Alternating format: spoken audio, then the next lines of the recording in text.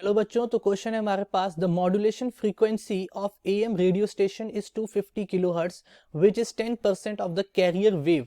If another AM station approaches you for licence what broadcast frequency will you allot. ठीक, तो देखो एक radio station है जिसकी मॉड्यूलेशन फ्रीक्वेंसी है 250 किलोहर्ट्ज जो कि उसकी कैरियर वेव का 10% है.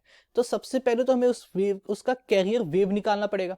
ठीक है, तो कैरियर वेव की फ्रीक्वेंसी का 10% है, यानी लिख सकते हैं 10/100 into the carrier wave frequency that is CWV is equal to 250 kilohertz.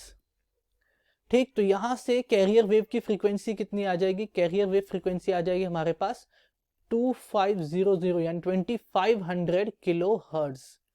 तो ये आ गई हमारे पास कैरियर वेव की फ्रीक्वेंसी. अब बोल रहा है कि एक और एएम स्टेशन ने हमें अप्रोच किया लाइसेंस के लिए, तो हम उससे कौन सी ब्रॉडकास्ट फ्रीक्वेंसी अलॉट करेंगे. तो देखो, उसको ब्रॉडकास्ट फ्रीक्वेंसी अलॉट करने से पहले हमें एक चीज पता है कि कैरियर वेव फ्रीक्वेंसी इसके बीच में हमेशा एक डिफरेंस होना चाहिए. ठीक है, और वो डिफरेंस कितना होना चाहिए? अगर मान लो कि दो रेडियो स्टेशन है, दोनों की कोई फ्रीक्वेंसीज है.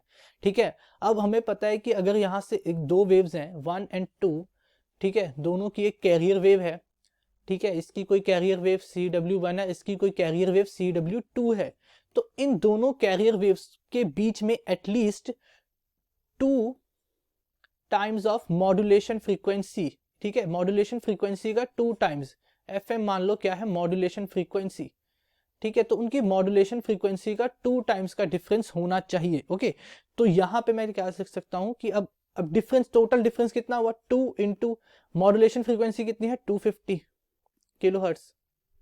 ठीक है, तो यानी डिफरेंस कितना हुआ? 500 किलोहर्ट्ज का डिफरेंस होना चाहिए दोनों कैरियर वेव्स के बीच में. ठीक, तो अगर पहले वाले की कैरियर वेव फ्रीक्वेंसी है 2500 किलोहर्ट्ज, तो सेकंड वाले की कैरियर वेव फ्रीक्वेंसी कितनी होनी चाहिए?